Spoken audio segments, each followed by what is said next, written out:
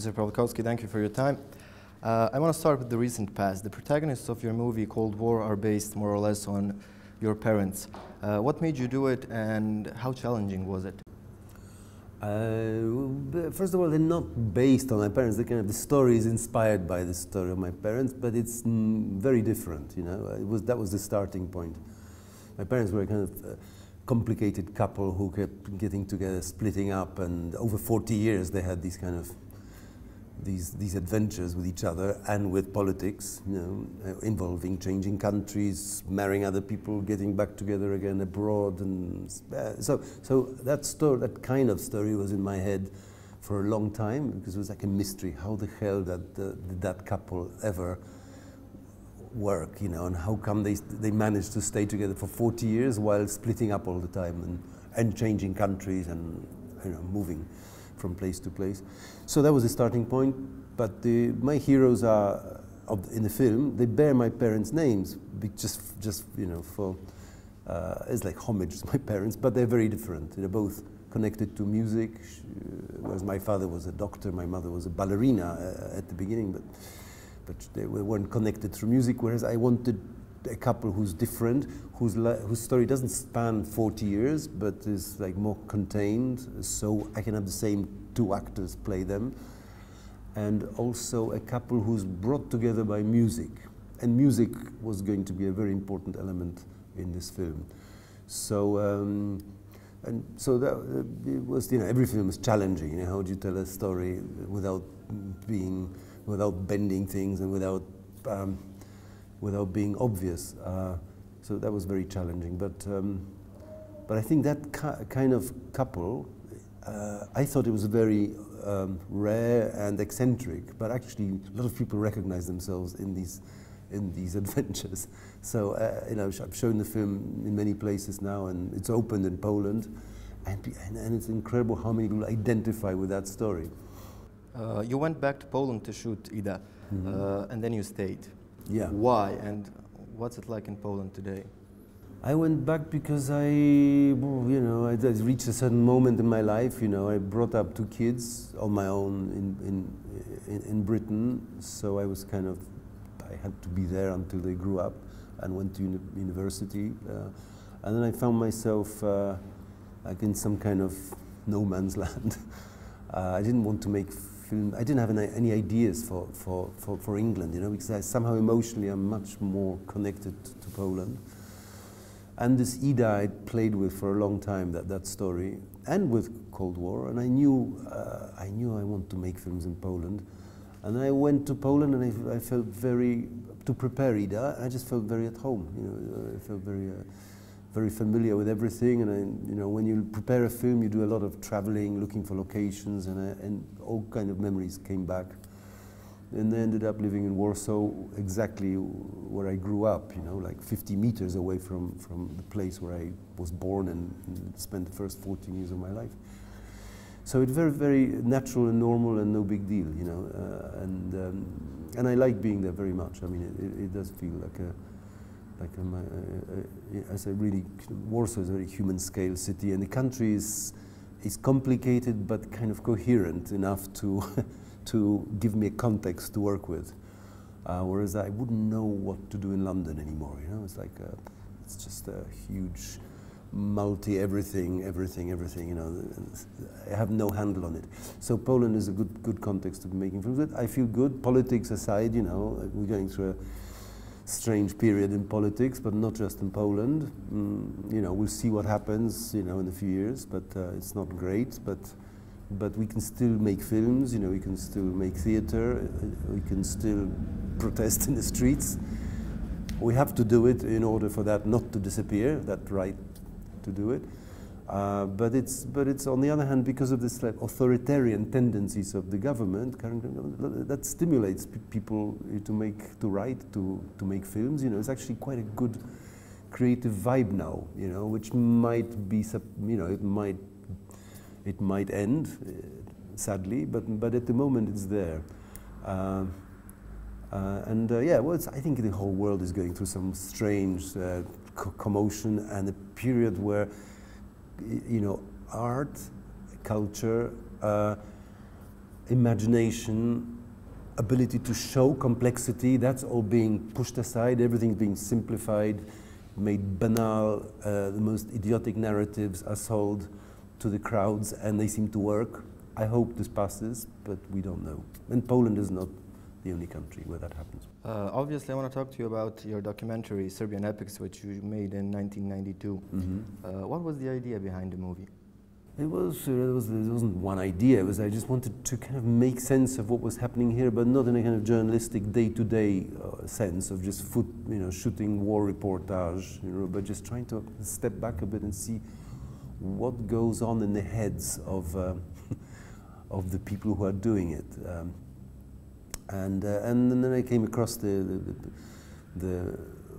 I'd known of the Serbian oral epics for a while, and read quite a few, and I hadn't realized that, the idea of Serbia or the nationhood was very much connected to these kind of narratives, which simplify reality, make it mythological rather than historiographical. So I thought that these oral epic poems could be a good key to the situation. Also, I read somewhere that Karadžić came from a family of oral epic poets from Montenegro, and so I came and just tried to kind of connect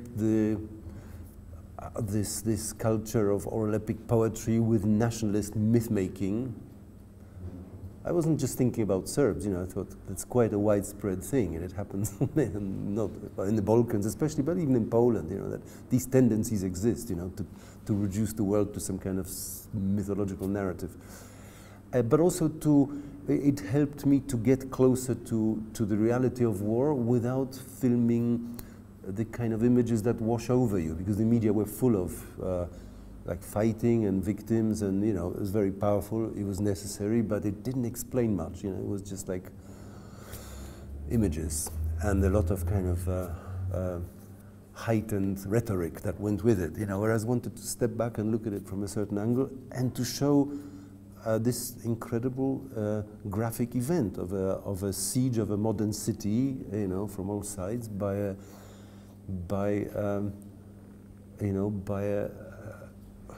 people who see the world differently. I mean, that war was to some degree a clash between the country and the city, between a certain type of civilization and an older type of civilization, and that helped me, with oral epic poems, but also the images of the siege, which were quite unique, having that. And I got, because I was making such a strange film about oral epic poetry, I wasn't a war reporter, I actually got access to images that war reporters didn't get anywhere near, especially since I was trying to photograph it in a graphic way rather than kind of just following the action. How do you approach, as a filmmaker, a war criminal, or to rephrase it, as an artist, when making a piece involving war crimes or a war criminal? How much artistic freedom is there, and how do you position the victim? The victim? No, it wasn't.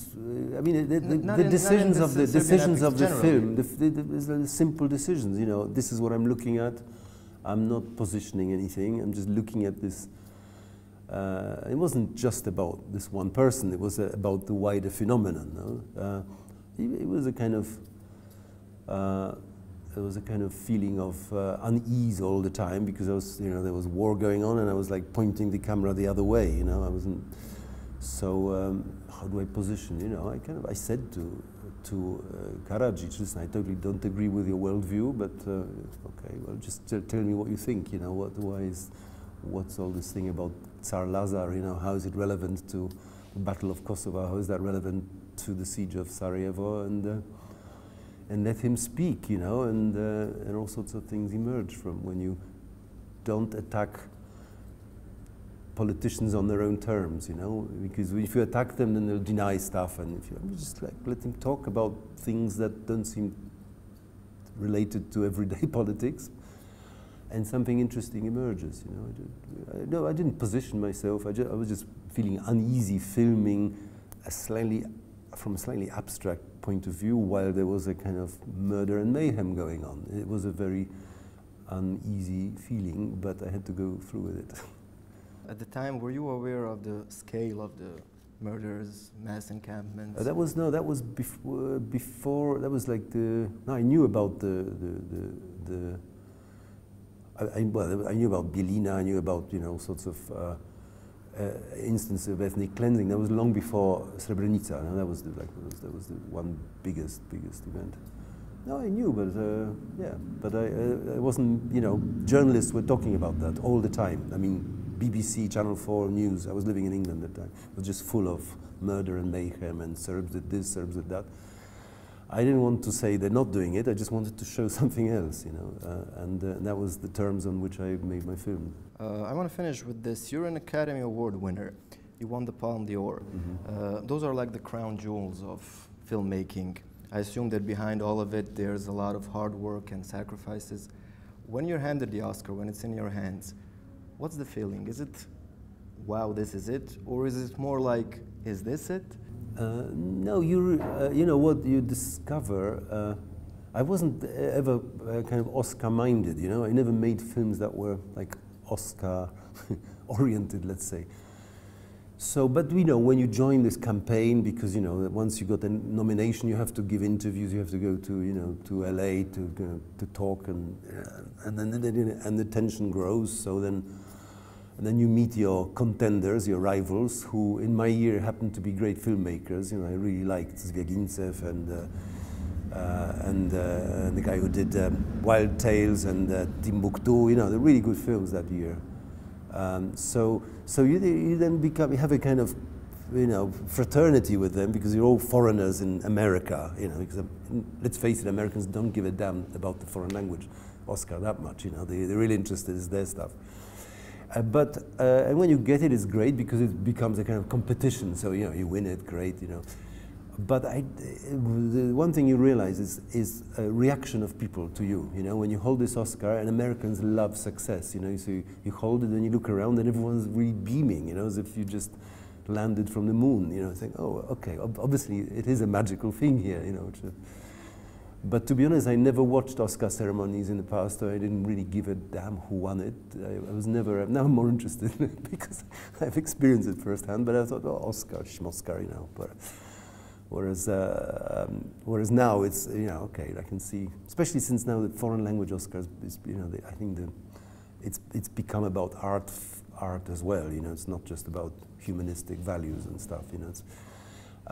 So that felt good. It felt very good also in Cannes, you know. Yeah. Again, it always helps when you kind of against the films you really respect, you know, where you kind of think, God, so you know, my film was together with these films and it won. Fuck, this is good. Well, Mr. Pawlikowski, thank you for your time. Thank you. It was a pleasure.